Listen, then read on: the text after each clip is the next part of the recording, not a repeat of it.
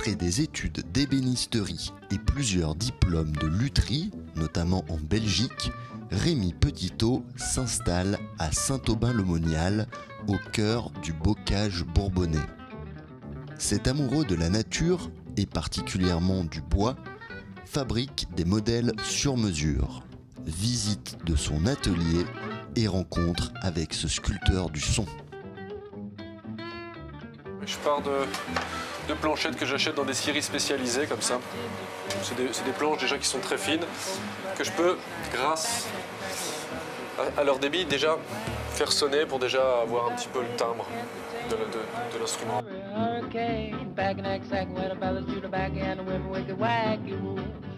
Plein de types de guitares.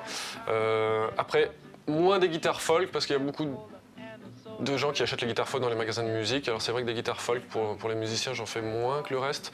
Sinon, je fais beaucoup de guitares de jazz, donc jazz manouche ou jazz archtop.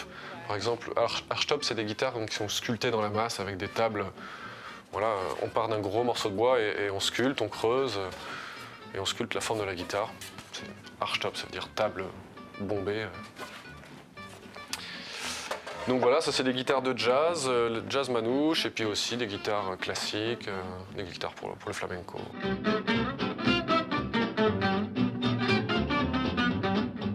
Des particularités, oui bien sûr j'en ai, mais là en ce moment je fais des guitares avec des tables en plusieurs parties. Et donc c'est des expériences que j'ai faites depuis quelques temps, et voilà, j'ai des très très bons résultats avec ça. Cette guitare, elle est déjà spécifique parce qu'elle est faite avec que des bois non exotiques.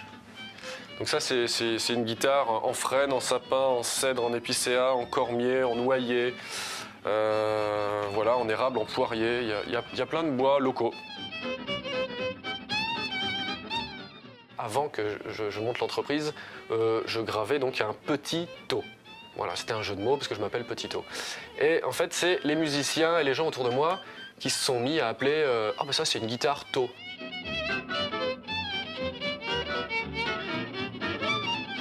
Assez naturellement, il faut qu'on se rencontre. Hein. Alors généralement, bon, soit je vais chez lui s'il ne peut pas venir à l'atelier, soit je préfère qu'il vienne à l'atelier. On passe pas mal de temps ensemble au début, hein. Ça passe quand même par un échange. On discute même parfois voilà, de choses un peu vagues. Et puis on commence. Alors moi, je dois le voir jouer, évidemment. Donc lui, je lui demande d'essayer. J'ai toujours quelques guitares en stock. Je lui demande d'essayer les ressentis. Si c'est pas exactement ce qu'il veut, ce qu'il recherche. Je dois savoir évidemment bon, quelle corde il utilise, comment il joue. S'il joue de manière agressive avec les doigts, avec un médiator. Enfin, comment ça se passe, ce qu'il recherche. Et après, pour les réglages, ça se passe aussi à l'atelier. C'est-à-dire qu'à la fin, quand il vient chercher sa guitare, on la règle ensemble. Hein. Ça, c'est vraiment un outil qui est assez spécifique du luthier. C'est des tout petits rabots en forme de bouge, on appelle ça des noisettes. And then you say you will, and then you won't.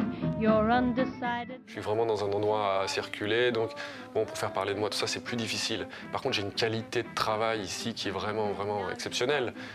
Si je veux rester pendant plusieurs jours concentré sur la fabrication de tel instrument, voir personne et rester tête baissée sur mon établi à l'atelier toute la journée, je peux le faire. C'est quelque chose que tu ne peux pas forcément faire en ville. Il y a des gens qui peuvent sonner, te déranger. Ou... Voilà, c'est quelque chose de différent. Donc ici, moi, j'ai vraiment besoin de ça. J'ai besoin de rester dans mon monde et de rester vraiment concentré sur ce que je fais, sur certaines périodes. Hein. Voilà, donc ça, pour cette qualité-là de travail, c'est chouette.